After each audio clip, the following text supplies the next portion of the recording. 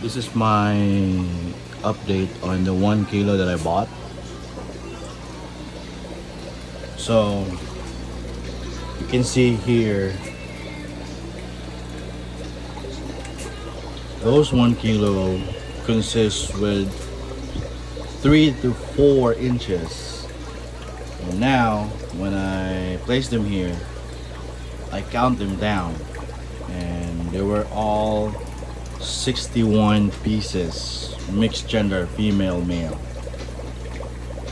And the seller provide me a small tub like this with 5 small ones, like about a millimeter, like half an inch, like this, half an inch, almost 1 inches. And I place those craylings on the chapal pond. So this is the setup once you're still trying to improve your pond. It's messy.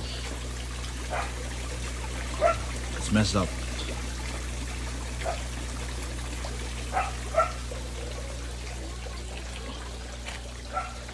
So I released those tiny craylings in this pond right here. And since those craylings cannot tolerate the heat, I put them some plastics with a cover on top, plus this vegetation. And this is the environment around here. There's a bamboo tree that covers when it's around 3 p.m. But from 9 to 3 p.m. it will hit directly this purple pond. Alright, so this is the second day of this 1 kilo crayfish, crawfish. I can call this yabi. Why? Yabi refers to Charax destructor. I do have the Charax destructor. If you notice, Australian red claw has a red claw, a red spot on the claw, on the side on the claw. But this one, this is a different creature, but they are the same. They are the same group of species, Charax. So hopefully, I want to have a strong Australian red claw plus Charax destructor, the yabbies. All of them here is about 63. 60, the new one will be 61, and then the Charax destructor, male and female. So all in all, 63. So I ordered the ammonia test kit, nitrate. I don't have the oxygen meter, so I don't have that kind of stuff, but based on experience, I have this filter. So for this type of aquarium, if we measure it, it's almost 3 feet. Almost. Oh, it's 3 feet wide, or the length. The width on this is about 18 inches. And then the height, this is a customized aquarium, a foot. As you can see, it's a foot. So in length, let me have a recap real quick. 3 feet in length, 18 inches, a foot and a half, foot, that's the foot, and 18 inches and a half. That's the width, length, then height is 1 feet. And then the water level. I've been cultivating crayfish for a year, right? So I had a temperature gauge on here and here. This is a digital one, and then the old school thermometer. So as you can see, it's about 28 degrees centigrade, meaning it did not hit the 29 degrees centigrade per beating, meaning they will stay calm on that 28 below temperature. Sometimes others will do they will be active, but with the dropping temperature, the drop temperature of 29 degrees, they will less active, especially in here in our place when night falls, 10 p.m. at night up until 7 a.m. the temperature drops for about 24 degrees centigrade. So meaning less fighting, less eating, cannibalism when you have a drop of temperature. They're like hibernating or conserving their energy. But when the 29 degrees centigrade hits, like constantly hot every day for about a week, that's the time they were very active, very aggressive. They were trying to grab male or grabbing the females just for them to breed. That's how aggressive they are when the temperature hits its peak constantly for a week. That's my observation, because it's like I'm experimenting something.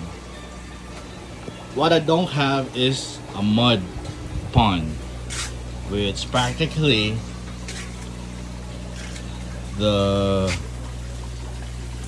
soil will absorb all the ammonia, nitrates. So if you had a large mud pond, it's just release those crayfish and do nothing about it. But when you do a concrete pond, you need to check water parameters. Experience fatal. Crayfish will die easily. You don't have filters, especially in aquariums, glass one. I also experienced some mortality before, but now since I've created best filter, and I also time when I try to feed them, when I try to feed them, I just count 3 days. Once it hits 3 days, or on the day 3, that's the time I will remove the debris. So I will create more videos, like what's the reason why this setup, the hides, it's in 3 layers, and it's why it's on the center, right? Same with my pond. Since I don't have the budget, still trying to create this hides. So you can see there's a hides over there, hides over here, right? There's a space. There's a reason behind that, right? So this is the video. This is only an update. I'll create more guide on what's the reason why did I do this, and this I observed them. I'm trying to experimenting them.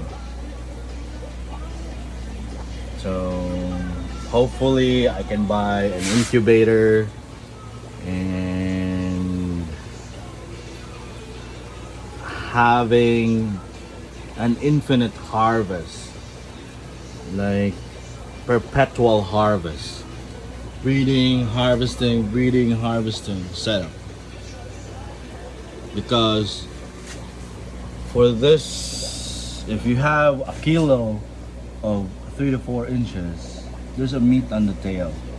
If you have a lot of them, and you can just within 4 months you can release them, that's the ideal size for eating.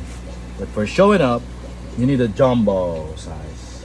Show people up that you have the budget to buy the crawfish, the crayfish, or it's like eye appealing. Would like to eat big ones, right? And hopefully I can set up what I've experienced. That's why I'm sharing this on this video, because I'm having a hard time on the production or the breeding or the growing of eggs, or those are the female pregnant crayfish. That's the very difficult. That's the stage, or that's the part that I'm having trouble with.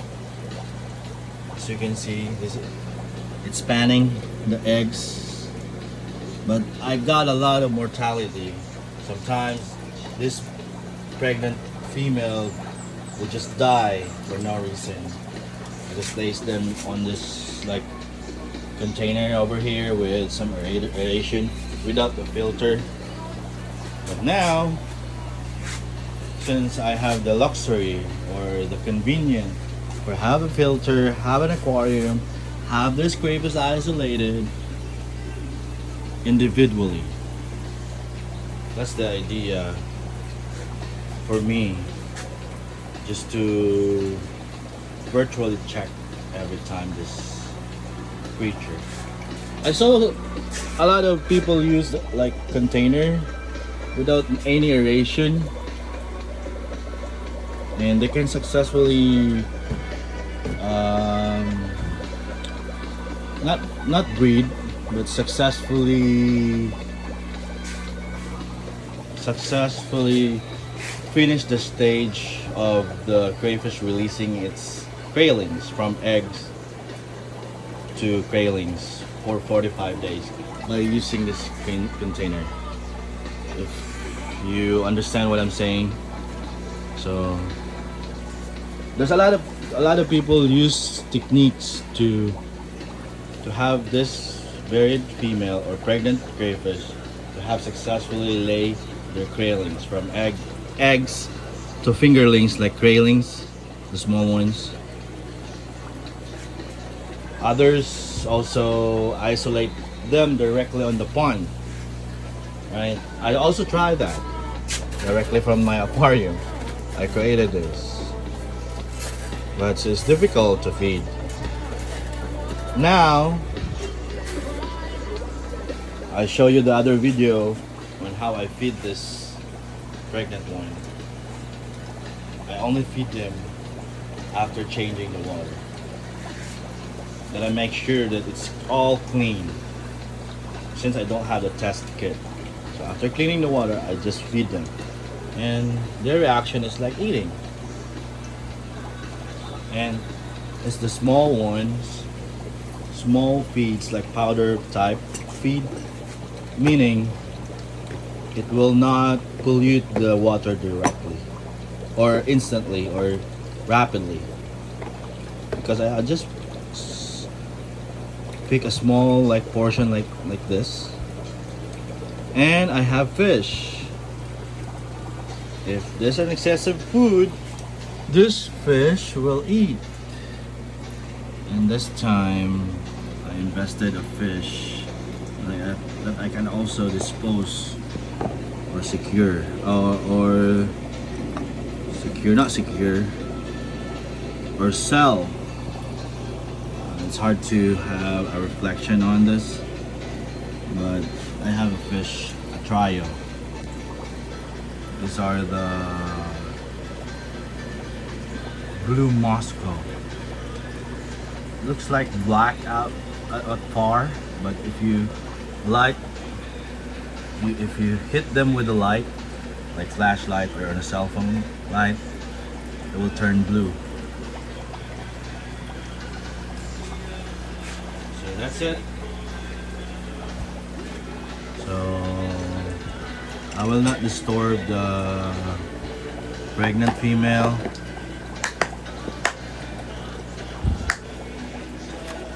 They are territorial. They are very territorial. Even if it's, they would like to have a dark place when they are buried or pregnant. So I just created a barrier. Alright, like this. And this pregnant one escaped. So I also placed styrofoam. This styrofoam is very useful for a contact surface, avoiding cracks on the aquarium. Plus, provide a cover for those holes that crayfish can escape. Alright, I just promised you I'll make a video on this. Why this is set up, the hide set up like this, and what you can do once you try to check if there's a pregnant one and then isolate. That's the next video. Stay tuned, subscribe, and like if you want. Just subscribe, and I'll promise you that you just remember what I'm telling you. When I'm telling you I will make this promise, I fulfill that. I'll create this video until I will sell the craylings or sell this crayfish for food. So right now, to be honest with you, this is like a hobby. I just feed them, take care of them, growing them, farming them. But I did not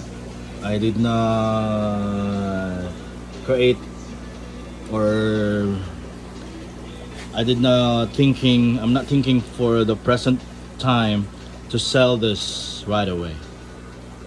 I just want to create my own experience, document them. Even if I don't have the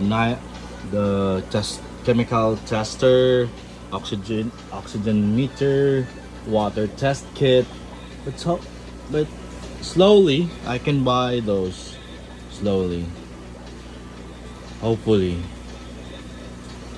So if you want to subscribe, the good thing, here's what I can share. If I share something and you're subscribed, you will see that on the, once you open the app or the YouTube on the website, you can see the new post that I made.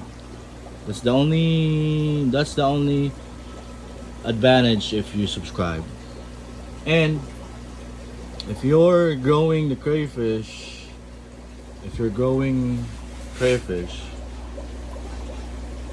you will have an idea if you're planning to grow a crayfish, or even if you already had a crayfish. You can put a comment, or you can compare what I'm doing or you're doing, or just put a comment if what you do and what did I do wrong or what I can improve on. Right? We're just helping each other. You're just viewing my videos, I'm creating videos, or you can compare what you're doing on your end.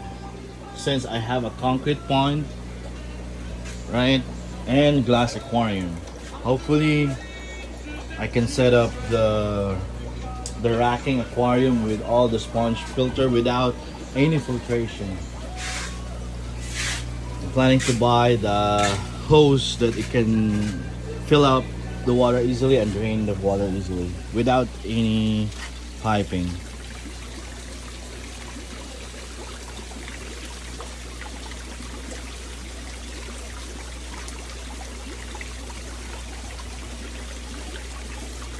All right. See you in the next video. Subscribe for you to get updated. Bye for now.